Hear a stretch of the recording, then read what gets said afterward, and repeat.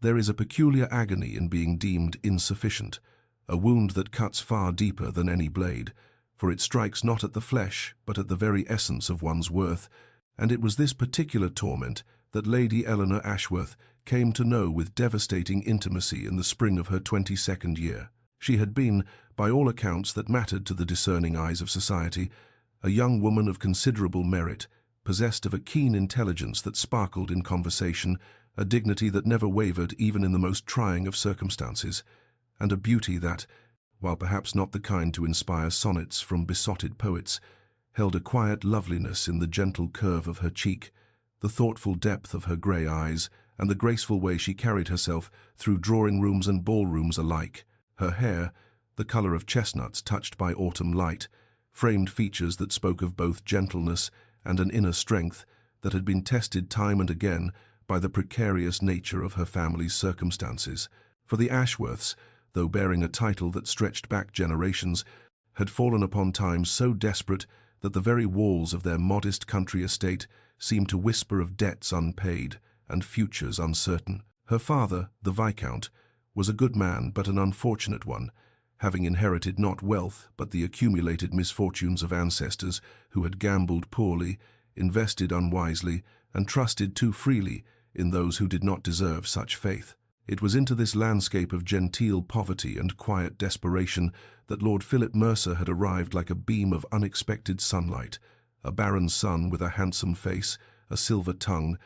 and prospects that seemed, at the time, both promising and secure. He had courted Eleanor with all the practiced charm of a man who knew precisely how to make a woman feel cherished, showering her with compliments that made her cheeks flush and promises that made her heart dare to hope. Their engagement had been announced with all proper ceremony, and for a brief, glittering moment,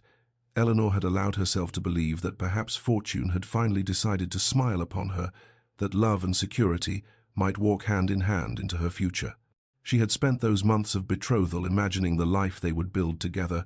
the children they might raise, the quiet contentment of a home filled with warmth and partnership,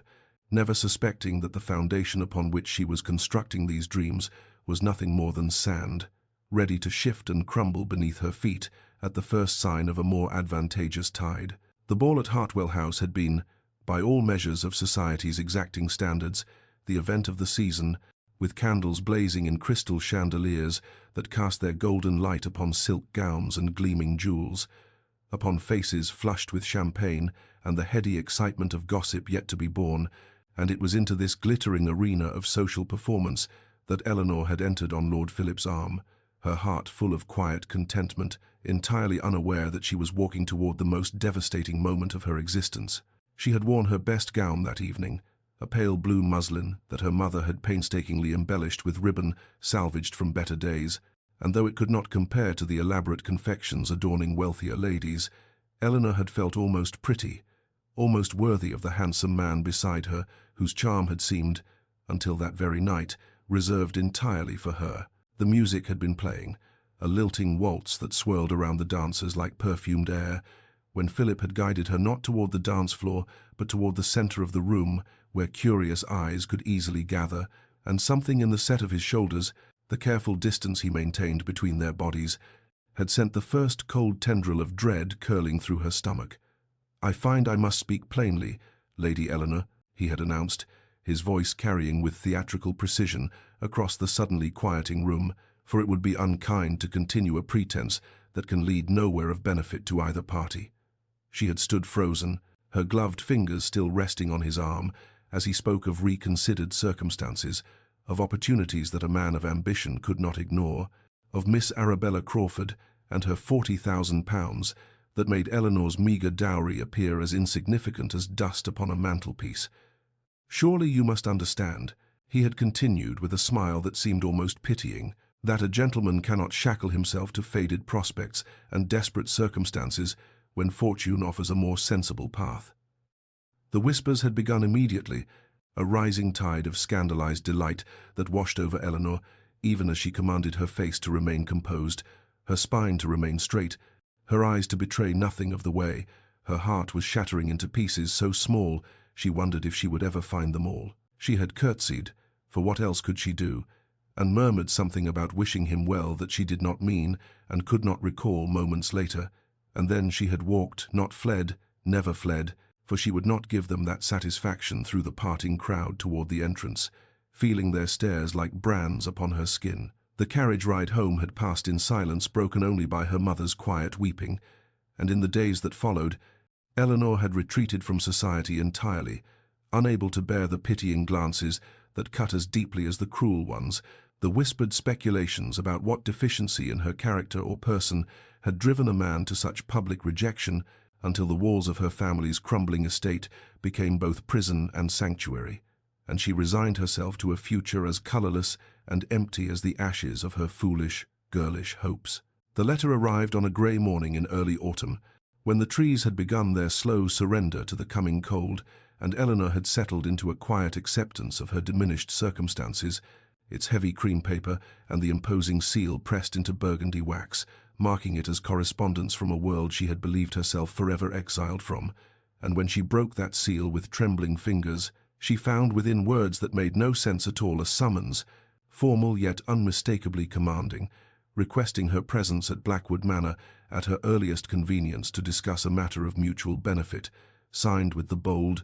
uncompromising hand of Marcus Blackwood, the Duke of Ashworth. She read the letter 3 times, certain she had misunderstood, for what possible business could a duke and such a duke as this one have with the disgraced daughter of an impoverished viscount, whose name had become synonymous with scandal and foolish romantic hopes? The Duke of Ashworth was a figure more of legend than reality in the circles Eleanor had once inhabited, spoken of in hushed tones and knowing glances as a man who had turned his back on society with a contempt that bordered on the theatrical, who maintained a bitter estrangement from his mother, the Dowager Duchess, that had set tongues wagging for years, and who was rumoured to possess both a fortune vast enough to purchase half of England and a temperament cold enough to freeze the Thames in midsummer. He was said to be stern beyond measure, reclusive to the point of eccentricity, and engaged in a war of wills with his own family that had become the stuff of drawing-room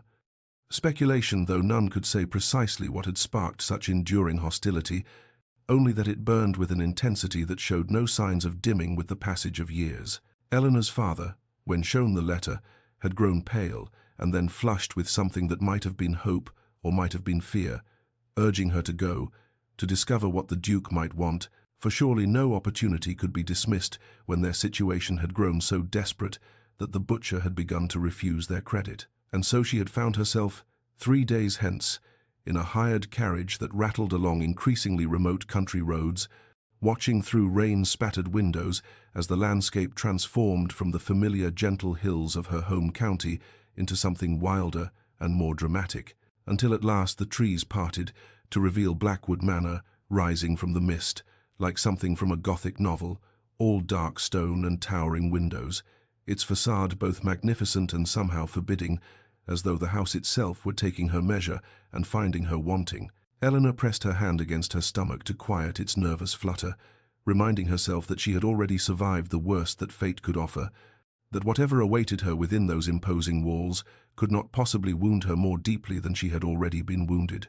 And with that thought held firmly in her mind, like a shield against whatever was to come, she allowed the footman to hand her down from the carriage and followed the butler's stiff-backed figure through doors that closed behind her with a sound of unmistakable finality. The study into which Eleanor was shown seemed designed to intimidate, with its towering bookshelves laden with leather-bound volumes and its massive mahogany desk positioned before windows that looked out upon grounds shrouded in mist. And yet all of these impressive details faded to insignificance the moment she beheld the man who rose from behind that desk to greet her,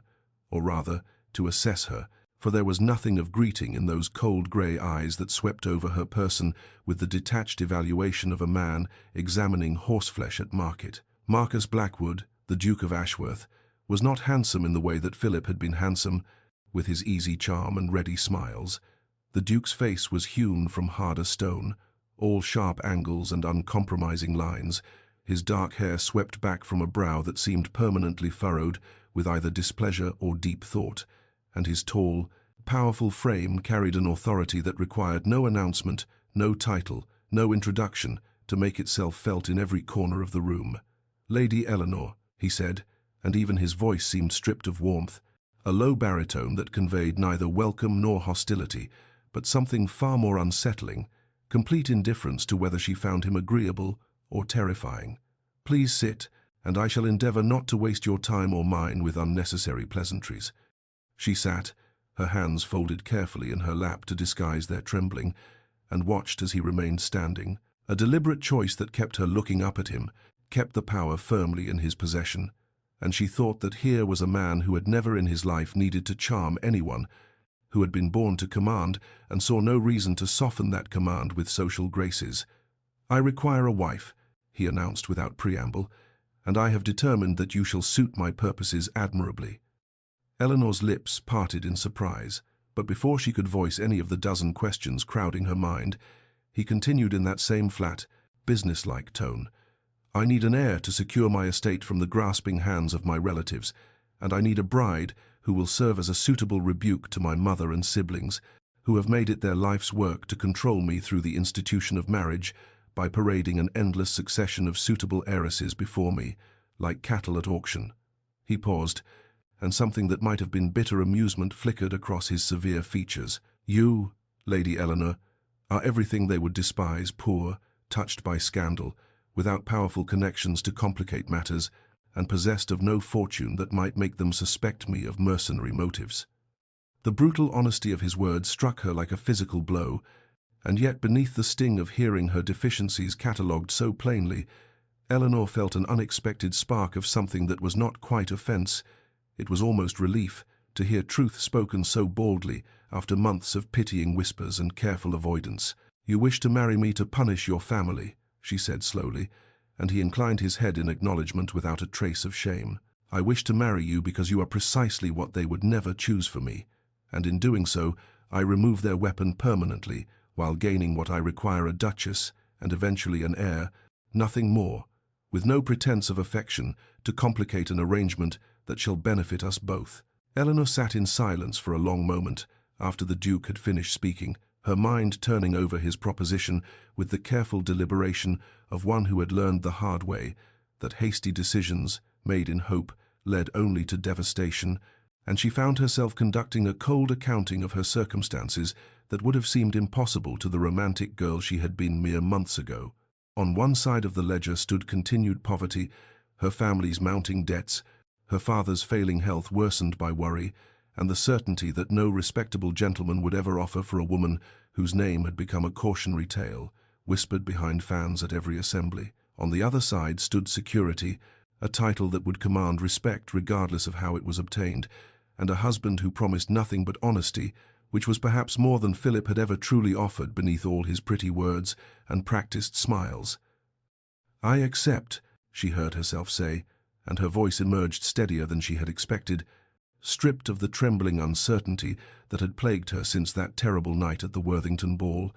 and something in the Duke's grey eyes flickered, surprise, perhaps, that she had not wept or protested or demanded time to consider, though he masked it quickly behind that impassive facade. The banns were read with a speed that set tongues wagging throughout the county,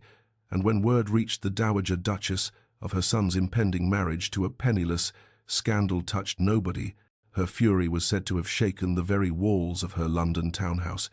She descended upon Blackwood Manor like a winter storm, all ice and cutting wind, but Marcus received her with a coldness that matched her own, and a satisfaction he did not trouble himself to conceal, informing her that the marriage would proceed with or without her blessing, and that her attendance at the ceremony was neither required nor particularly desired. Eleanor witnessed this confrontation from the doorway of the morning-room, unseen by either party, and she observed how Marcus's jaw tightened with each venomous word. His mother spat about his choice of bride, how his hands clenched at his sides when the Dowager called Eleanor a fortune-hunter, and worse, and she understood then that whatever his reasons for choosing her, there existed between mother and son a wound so deep and so old that her presence in this house was merely the latest weapon in a war that had been waged long before she had ever heard the name Blackwood. The wedding itself was held in the small chapel at Blackwood Manor on a morning when autumn rain streaked the stained glass windows and turned the light inside to watercolors of grey and amber, with only Eleanor's parents, a handful of servants, and the village vicar in attendance. There were no flowers beyond what the housekeeper had hastily gathered from the dying garden, no wedding breakfast planned, no guests bearing gifts and good wishes, and when Marcus slid the heavy gold band onto Eleanor's finger and spoke his vows in that low, emotionless voice, she made herself a silent promise that she would expect nothing from this union beyond what had been explicitly offered, that she would guard her heart as carefully as she would guard her new household, and that she would never again mistake practicality for passion or convenience for love, for she had learned that lesson too well to ever forget its bitter taste. The first weeks of Eleanor's new life as the Duchess of Ashworth unfolded with a strange, dreamlike quality, as though she were watching herself from a great distance, playing a role in a theatrical production for which she had never properly rehearsed, and yet the details of Blackwood Manor gradually impressed themselves upon her senses with an undeniable solidity that anchored her to this unexpected reality. The way morning light filtered through the tall windows of the East Gallery, painted golden rectangles upon the polished oak floors, the scent of beeswax and lavender that seemed to permeate every corridor,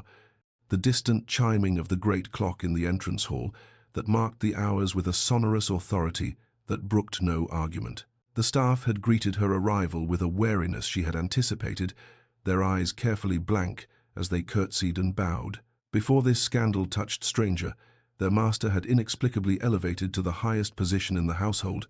but Eleanor approached her new role with the same quiet dignity that had sustained her through humiliation, learning names and duties with genuine interest, asking questions that revealed respect rather than condescension, and gradually she observed the frost in their gazes, beginning to thaw into something approaching cautious approval. Her interactions with Marcus himself remained formal to the point of stiffness, their paths crossing primarily at dinner, where conversation adhered to the safely impersonal topics of estate management and household matters, his grey eyes revealing nothing of his thoughts, as he sat at the head of the impossibly long table, while she occupied the foot like a distant island, barely visible on the horizon. And yet Eleanor began to notice small things that did not quite align with the portrait of cold indifference he had painted of their arrangement when she shivered one evening as a draught crept through the dining room. New heavy curtains appeared at the windows within the week, without any word of explanation. When she mentioned in passing to the housekeeper that she had always been fond of a particular blend of tea from her childhood, that very tea materialized in her sitting room the following morning, as though it had always been there. When she admired a volume of poetry in the library, but returned it to its shelf, thinking herself unobserved,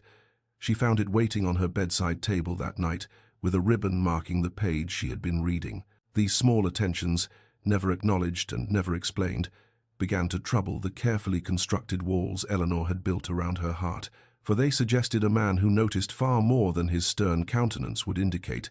a man who perhaps listened when he appeared most distant, and she found herself lying awake in her grand bedchamber with its silk hangings and crackling fire, staring at the canopy above her head and wondering who Marcus Blackwood truly was beneath that impenetrable armor of coldness.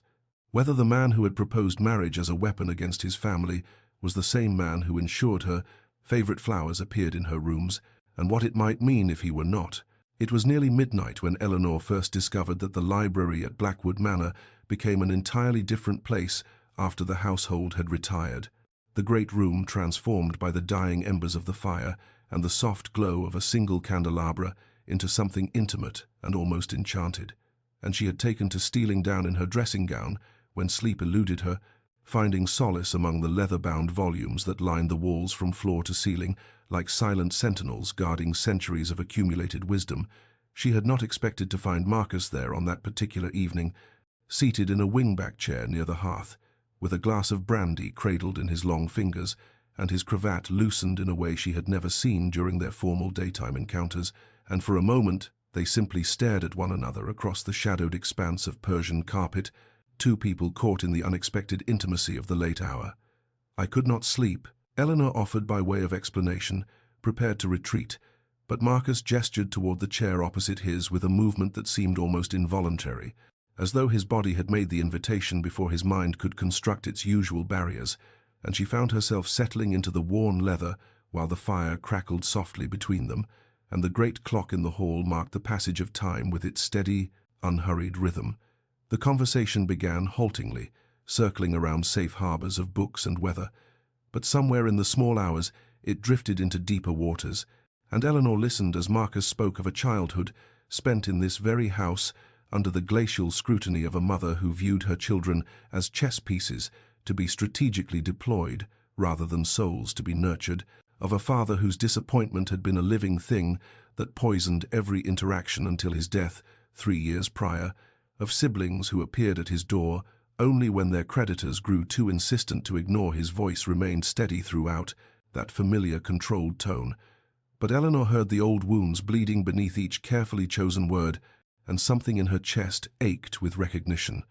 My father wept when Philip ended our engagement, she heard herself confessing in return, the words emerging before she could stop them. Not for my heartbreak, but because he had been counting on Philip's fortune to save our estate, and I realized then that I had been a transaction that failed to complete, a bill of goods returned as unsatisfactory, and I have wondered since whether anyone has ever wanted me for myself alone, rather than for what I might provide them. The silence that followed her admission stretched taut as a bowstring, and when Eleanor finally raised her eyes to meet Marcus's gaze, she found something there she had not seen before, not pity, which she could not have borne, but a kind of fierce understanding that seemed to bridge the careful distance they had maintained since their wedding day. And when his hand moved across the space between their chairs to cover hers where it rested on the armrest, the warmth of his touch sent a shock through her entire body that had nothing to do with temperature and everything to do with the sudden, terrifying awareness that this man she had married for practical reasons was becoming something far more dangerous to the heart she had sworn to protect. The Dowager Duchess arrived at Blackwood Manor on a grey afternoon, when the clouds hung low and heavy with the threat of rain, her black, lacquered carriage sweeping up the gravel drive, with all the ominous portent of a storm front moving across the moors. And Eleanor, who had been informed of the impending visit only that morning by a tight-lipped Mrs. Hartley, felt her stomach clench with apprehension as she watched from the drawing-room window while footmen scrambled to attend the formidable figure, emerging from the carriage in a swirl of dark violet silk and an expression that could have curdled fresh cream. The dowager was a tall woman who carried her years like weapons, her silver hair swept up in an elaborate style that spoke of hours at her toilette, her pale eyes so like Marcus's and yet so utterly different in their calculating coldness, sweeping over Eleanor with the sort of assessment one might give livestock at market before finding it wanting. "So this is the creature my son has inflicted upon our family name," the dowager pronounced before Eleanor could complete her curtsy, the words falling into the drawing-room like stones dropped into still water, and Eleanor felt the familiar sensation of blood rushing to her cheeks, even as she straightened her spine and met that frigid gaze with what composure she could summon. What followed was an exercise in refined cruelty that would have impressed the most accomplished torturers of history, the dowager's observations delivered with a smile that never reached her eyes, remarks about Eleanor's unfashionable gown, her lack of proper connections, the scandal that clung to her name like perfume applied too liberally, the transparent desperation that must have driven her to accept such an arrangement with a man who had clearly chosen her as an instrument of revenge rather than a wife worthy of the Blackwood legacy. "One can hardly blame Philip Mercer for seeking greener pastures,"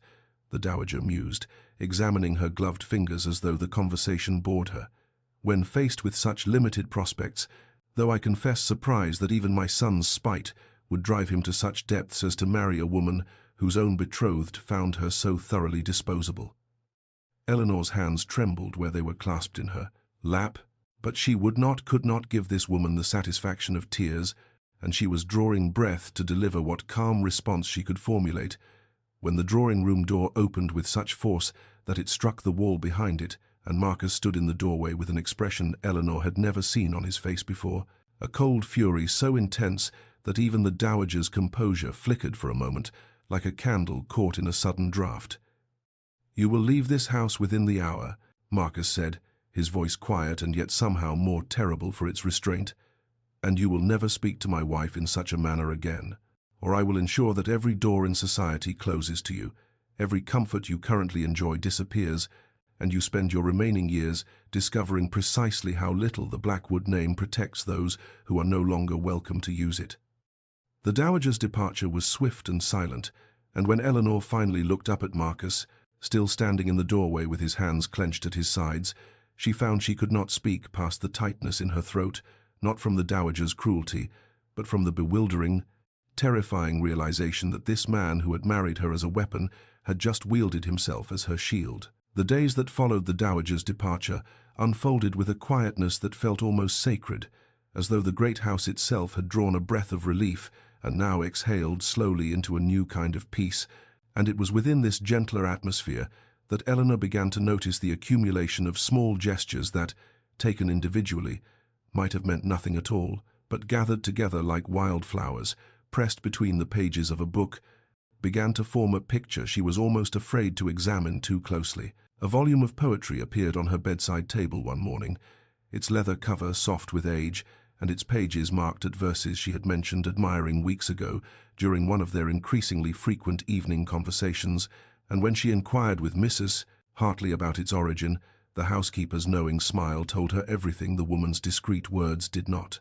There were walks through the grounds that became a daily ritual,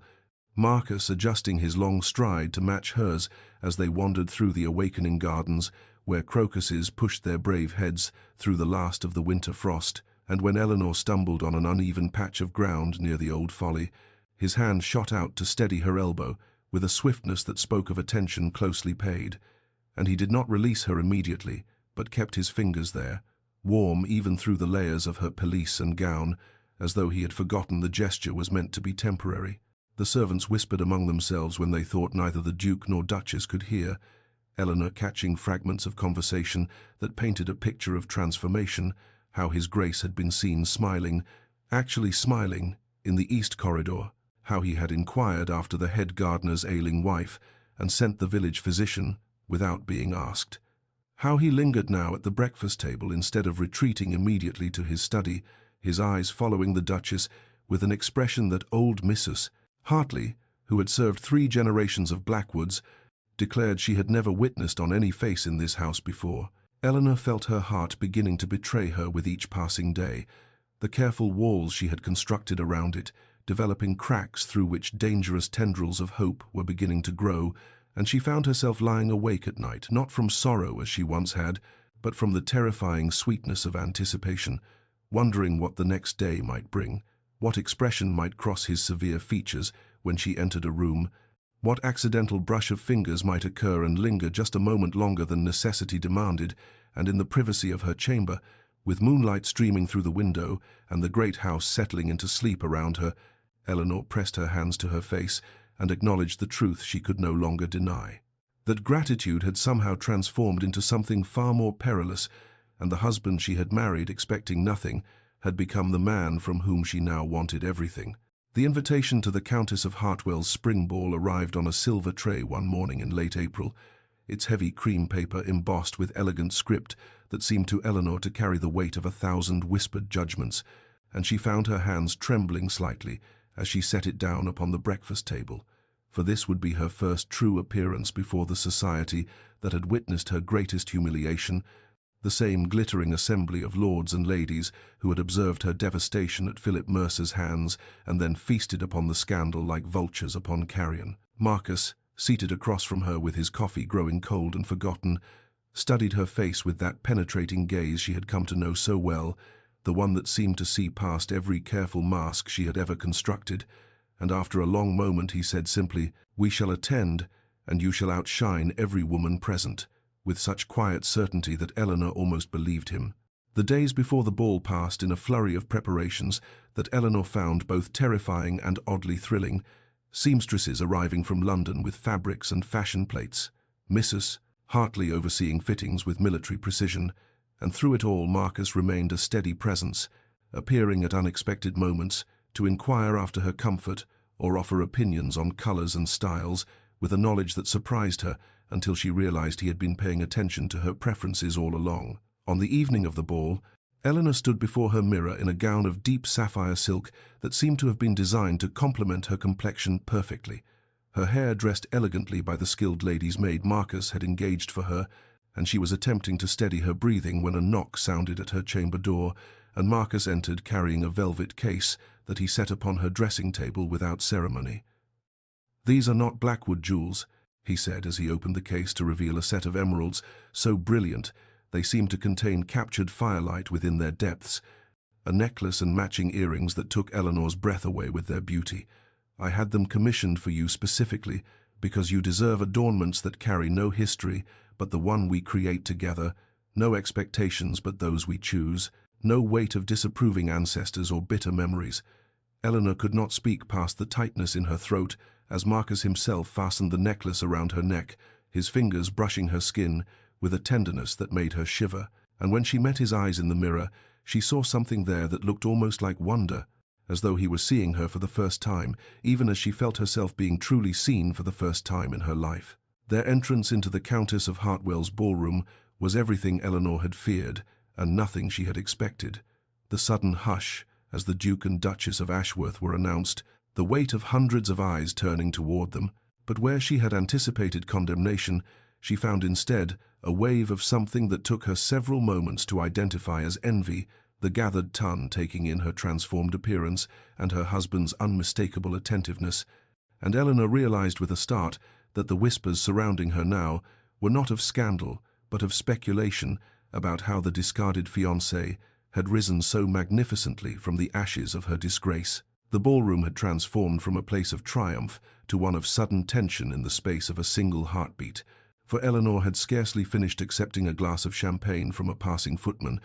when she became aware of a figure approaching through the crowd with the particular deliberation of a predator who has spotted wounded prey, and when she turned to face the newcomer, her blood ran cold at the sight of Lord Philip Mercer, standing before her with that same charming smile she had once found so captivating, but which now seemed to her nothing more than a mask, stretched over emptiness. "Your Grace," he said, the title dripping from his lips with barely concealed mockery, as he executed a bow that managed to convey contempt rather than respect. "How remarkably you have risen in the world since last we met, though I confess I had not expected to see the discarded daughter of a bankrupt viscount playing Duchess quite so convincingly." Eleanor felt the words land like blows against the armor she had so carefully constructed, each syllable designed to remind her of her origins and the humiliation he had so publicly inflicted upon her, and she opened her mouth to deliver a response that would preserve her dignity while refusing to descend to his level. But before any sound could emerge, she became aware of a presence at her shoulder, a familiar warmth and the subtle scent of sandalwood, and something uniquely Marcus that she had come to know so well over these past months. "Lord Mercer," Marcus said, and though his voice remained perfectly level, almost conversational in its tone,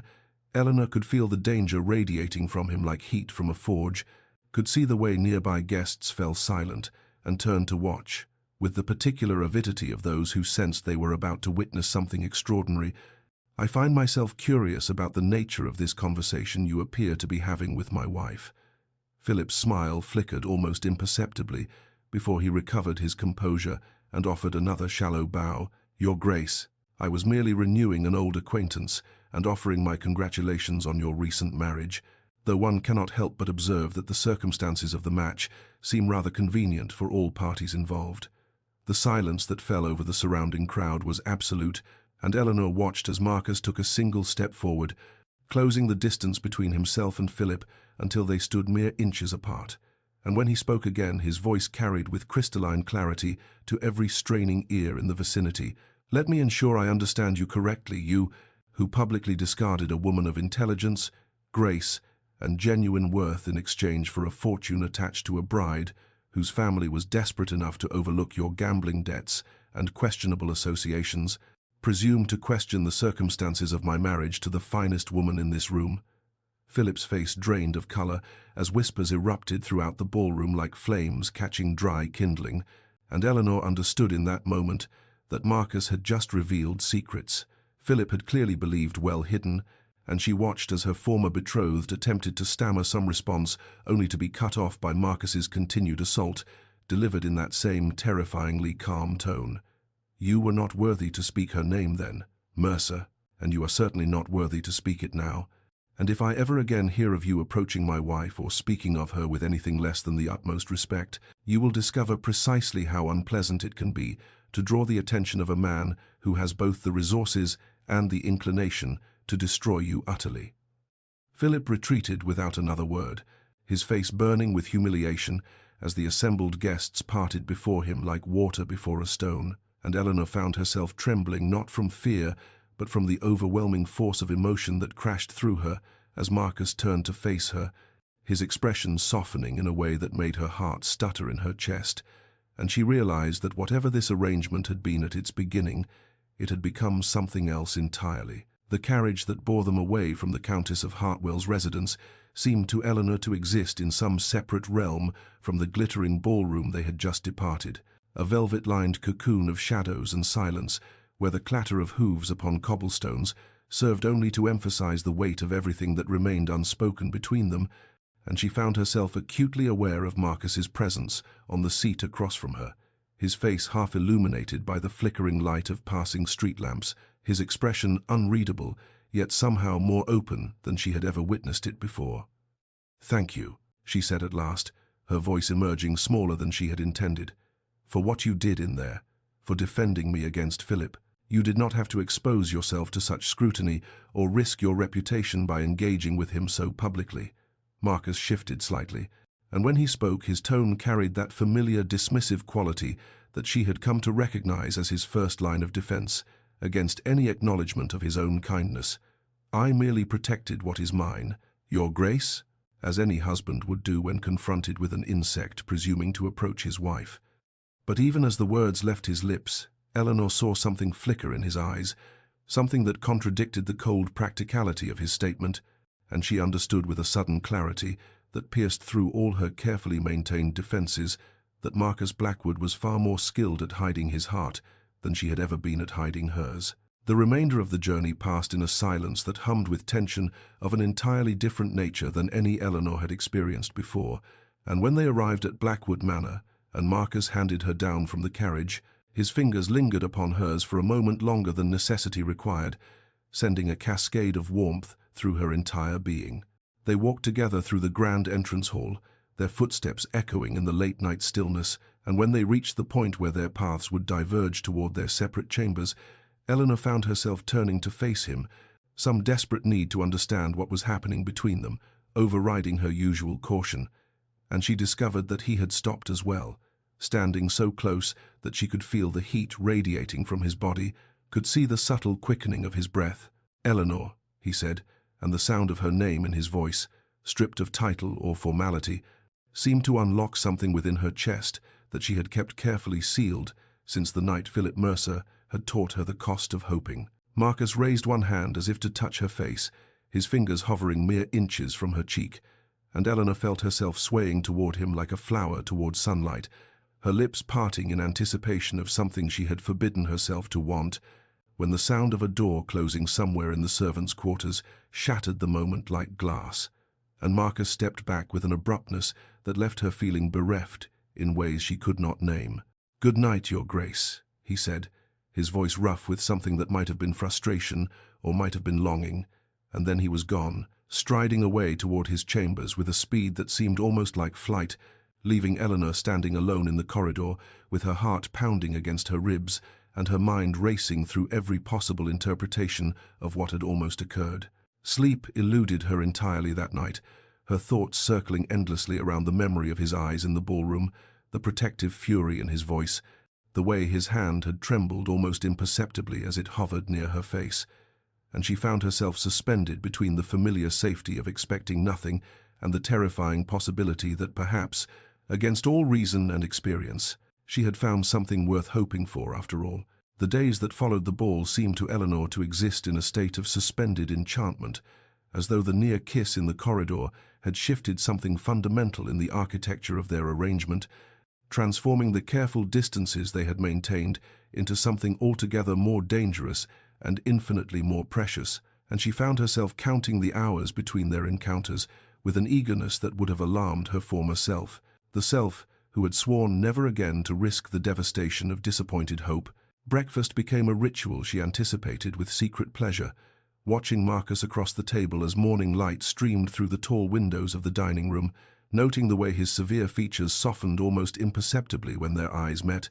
the way his questions about her plans for the day carried an undertone of genuine interest that made her pulse quicken in a manner most unbecoming for a duchess. It was during one such breakfast that Marcus announced his intention to teach her to ride his favorite horse,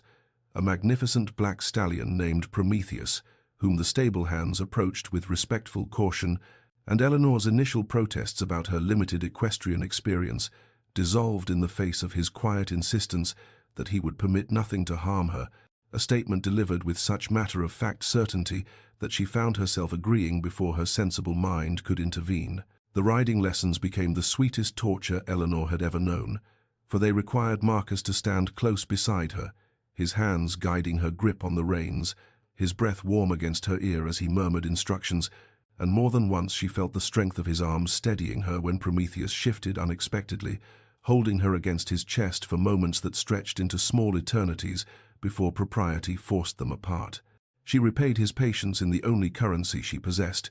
teaching him to find joy in the simple pleasures he had long denied himself, coaxing him to walk with her through the kitchen gardens where she pointed out the herbs that would flavor their evening meals, convincing him to sit beside her on a blanket beneath the old oak tree, where she read aloud from novels he pretended to find frivolous, but listened to with an attention that belied his dismissive words. And one afternoon she drew from him something she had begun to believe impossible: laughter, genuine and unguarded, at her deliberately terrible impression of the Dowager Duchess, a sound so unexpected and so beautiful that Eleanor felt tears prick at her eyes even as she laughed alongside him. The household staff observed these changes with the particular satisfaction of servants who have long wished for their master's happiness, and Mrs. Pemberton was heard to remark to the butler that she had served 3 generations of Blackwoods but had never seen the manor feel so much like a home, while the young housemaids exchanged knowing glances whenever the Duke and Duchess emerged from the library with flushed cheeks and suspiciously bright eyes, and even the stern-faced head groom permitted himself a small smile when His Grace requested a gentle mare be saddled alongside Prometheus so that Her Grace might accompany him on his morning rides. Eleanor felt herself blooming under the warmth of Marcus's attention, like a flower too long kept in shadow, finally reaching toward the sun. Yet even as happiness suffused her days, she could not entirely silence the whisper of fear that reminded her how quickly such joy could be snatched away. The evening had settled over Blackwood Manor like a soft velvet cloak, the last rays of sunlight painting the western sky in shades of rose and amber that seemed to Eleanor almost unbearably beautiful in their transience, and she had sought refuge in the walled garden where climbing roses cascaded over ancient stone and the scent of lavender hung heavy in the cooling air. Needing desperately to be alone with thoughts that had grown too large and too frightening to contain within the confines of the house where Marcus's presence seemed to permeate every room and corridor, she stood beside the old sundial at the garden's center, her fingers tracing the worn Latin inscription that spoke of time's passage,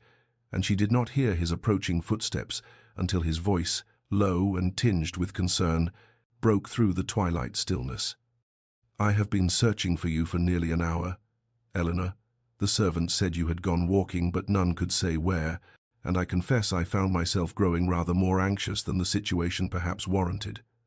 She turned to face him, and something in her expression must have betrayed the turmoil within her heart, for Marcus's brow furrowed and he stepped closer,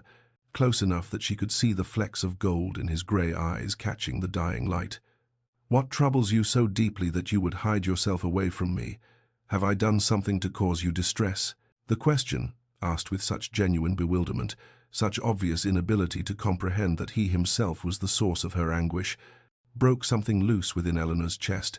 and she heard herself speaking before wisdom could intervene, her voice emerging raw and unsteady in a way she had not permitted since the night of her public humiliation. "I find myself in an impossible position,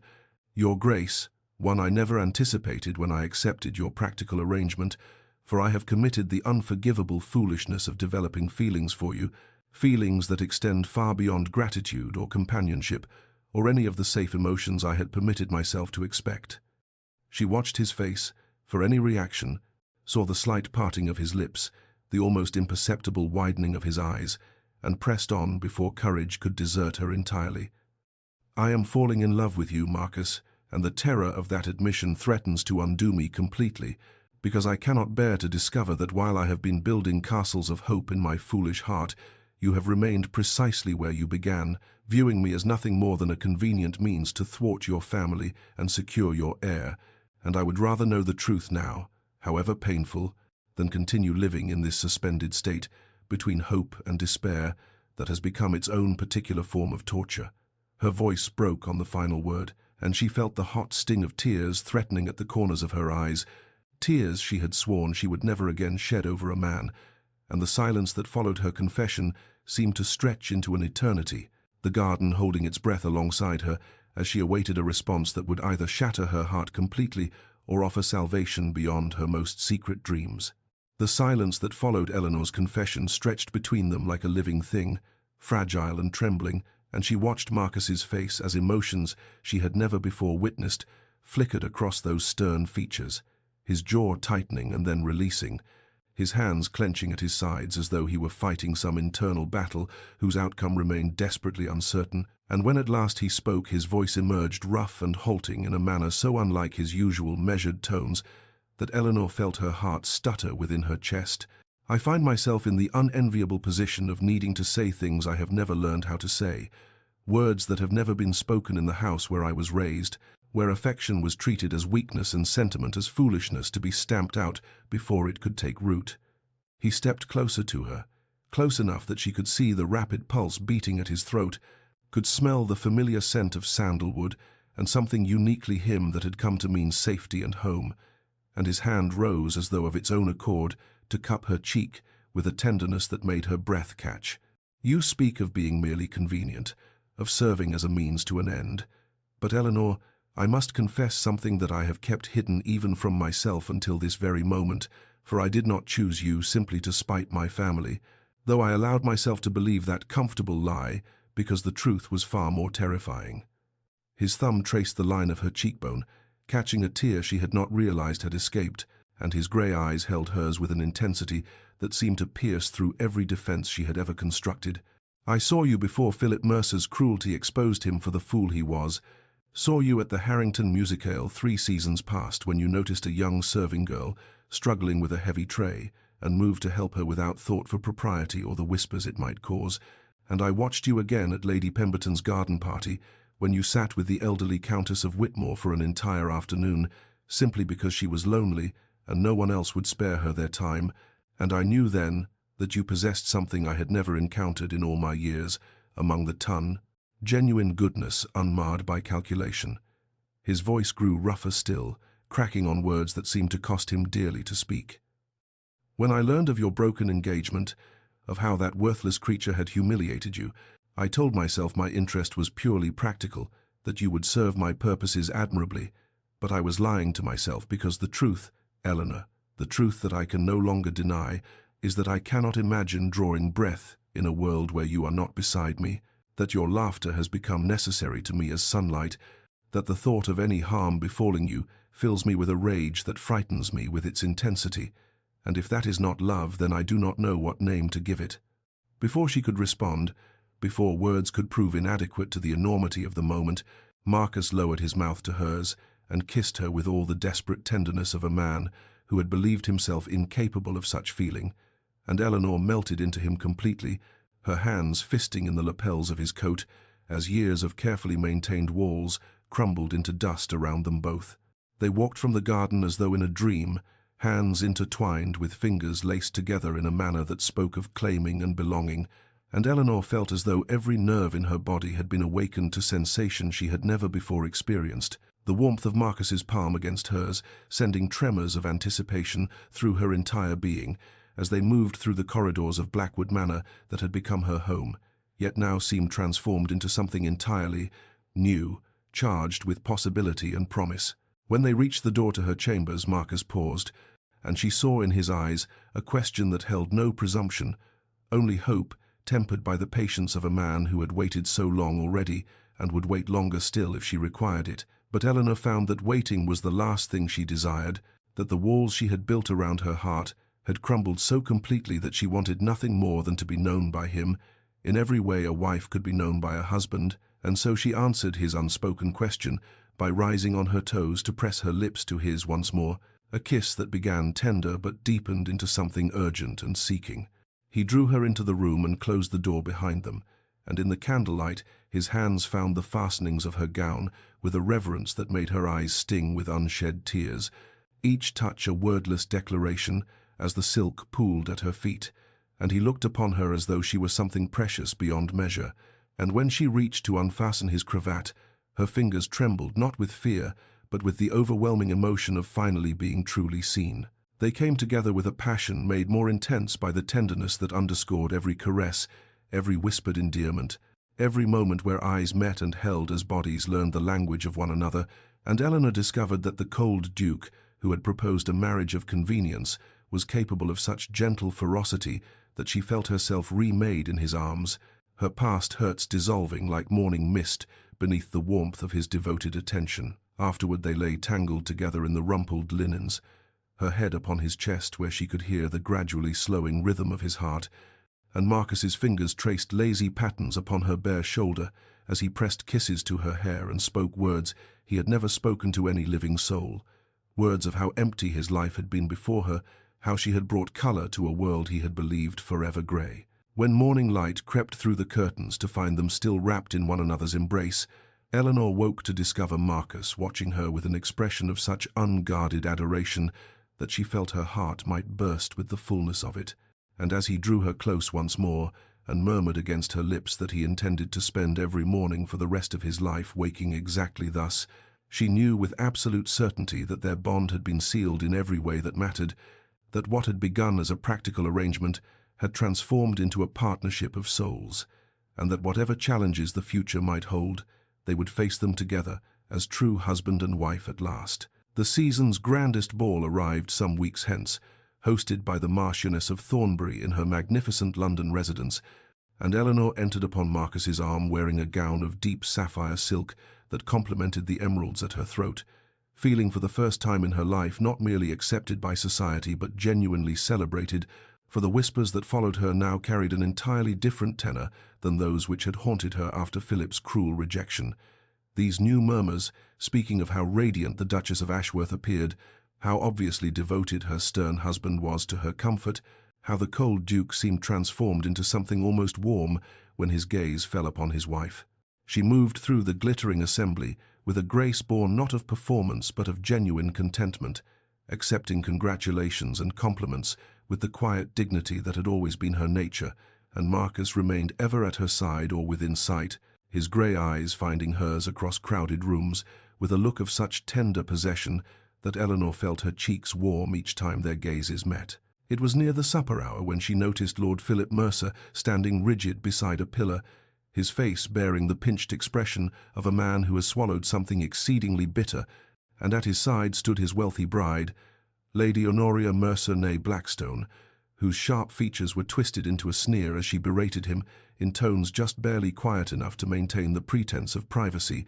her words carrying none the less to nearby ears as she complained about the inadequacy of his quarterly allowance and the embarrassment of his family connections. Eleanor observed how Philip's shoulders hunched beneath his wife's assault, how the charming confidence that had once dazzled her had curdled into something desperate and diminished,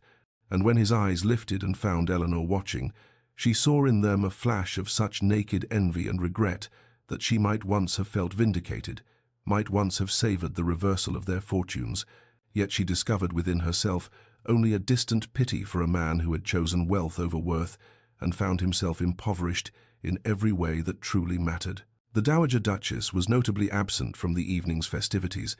and Eleanor overheard Lady Pemberton confiding to Mrs. Ashford Wells that the formidable old dragon had retreated entirely to the Dower House following her son's very public devotion to his wife, her schemes to control the dukedom through a more pliable bride, thoroughly defeated by the genuine love match that had flourished in defiance of her machinations. As the orchestra struck up a waltz, Marcus appeared at Eleanor's elbow and drew her onto the floor without asking, holding her closer than strict propriety might dictate, while society looked on with knowing smiles, and Eleanor realized with a swelling heart that she had become not the scandalous convenience the ton had expected,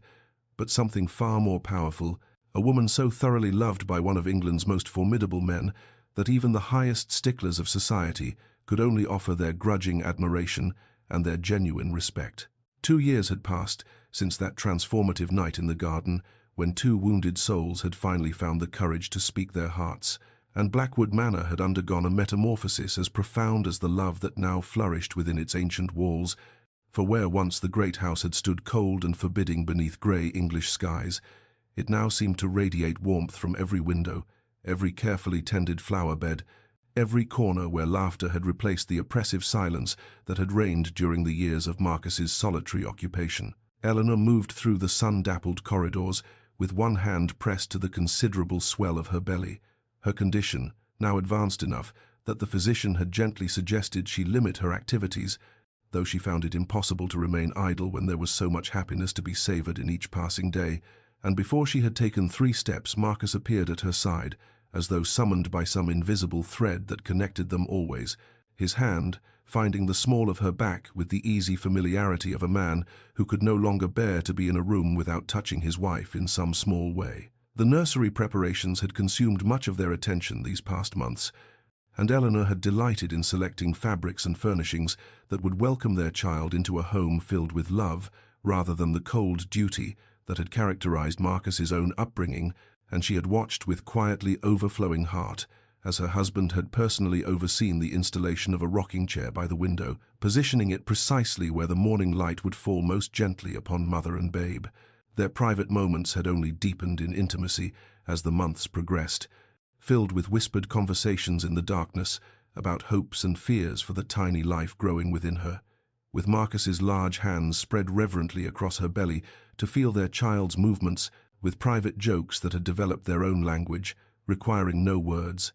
merely a glance across a crowded room or a slight quirk of lips that spoke volumes only they could read. The household staff moved through their duties with the quiet contentment of servants who genuinely loved their master and mistress, Mrs. Hartley often remarking to cook that she had served 3 generations of Blackwoods and never seen the manor so alive with genuine happiness, while the tenants on the estate spoke in the village of the Duchess's kindness in visiting the sick and the Duke's fairness in matters of rent and repair, their benevolent care transforming lands that had long suffered under negligent stewardship into prospering farms and comfortable cottages. Eleanor sometimes paused in her wanderings through the house she had come to love so deeply, her hand resting upon her swollen middle as she contemplated the extraordinary journey that had brought her from public humiliation to this place of such complete contentment. And in those moments, Marcus would inevitably appear, drawing her into his arms with the tender attentiveness that had never diminished since the night he had first confessed his heart, pressing his lips to her temple and murmuring that she had given him everything he had never dared hope to possess. The birth of their son came on a morning gilded with autumn sunshine, the leaves of the great oaks surrounding Blackwood Manor blazing in shades of amber and gold, as though nature itself had chosen to celebrate the arrival of the heir to the dukedom, and Eleanor laboured through the long hours of the night with Marcus refusing to leave her side, despite the protestations of the physician and the midwife, who insisted that such matters were not appropriate for a gentleman's presence, but the Duke of Ashworth had merely fixed them with that cold grey stare that brooked no argument and stated flatly that he would not leave his wife, and so he remained, holding her hand through every wave of pain, pressing cool cloths to her brow, murmuring words of encouragement that Eleanor would later remember as the anchor that kept her tethered to hope when her strength threatened to falter. When at last the babe's cry pierced the chamber, strong and indignant and gloriously alive,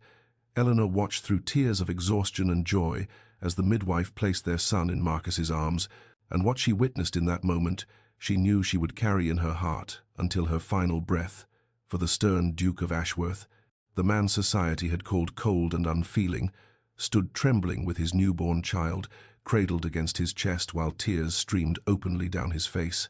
his voice breaking as he whispered to the tiny bundle that he was loved beyond measure and would never know the coldness that had marked his father's own childhood. They named him Edward Marcus Blackwood, and he grew into a spirited boy with his mother's gentle eyes and his father's stubborn chin, followed 2 years later by a daughter they called Catherine, a dark-haired sprite whose laughter seemed to fill every corner of the great manor with music. Eleanor often paused in her duties as Duchess to simply watch her family, her heart so full it seemed impossible that it had once been shattered beyond repair, observing Marcus on his hands and knees in the nursery, letting Edward ride upon his back like a horse, while Catherine shrieked with delight and demanded her turn, or finding her husband in the library with both children on his lap as he read to them with different voices for each character, his severe features soft with a contentment she knew mirrored her own. The household staff remarked frequently upon the transformation of their master, Mrs. Hartley, confiding to Eleanor one afternoon that she had served the Blackwood family for 30 years and never once seen such happiness within these walls,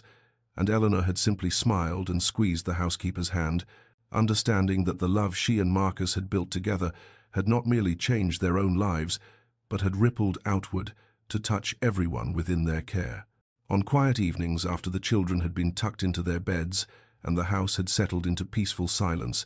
Eleanor and Marcus would sit together before the fire in their private chambers, her head resting upon his shoulder and his arm wrapped securely around her waist, speaking of small matters and large dreams.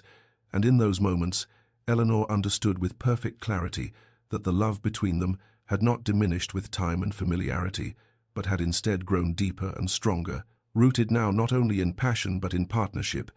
in shared purpose, in the daily choice to cherish one another through all of life's seasons. Eleanor often found herself in quiet moments of reflection as the years continued to unfold, their blessings upon Blackwood Manor, pausing in the midst of ordinary days to marvel at the extraordinary transformation her life had undergone since that devastating evening when Lord Philip Mercer had shattered her heart before the assembled scrutiny of society, and she understood now, with the wisdom that only time and experience could bestow, that the humiliation she had once believed would define her forever had instead become merely the dark prologue to a story more beautiful than any she could have imagined in those bleak months of shame and despair. She had entered this marriage expecting nothing more than security and a roof over her head, had steeled herself against hope as one might armor against inevitable disappointment,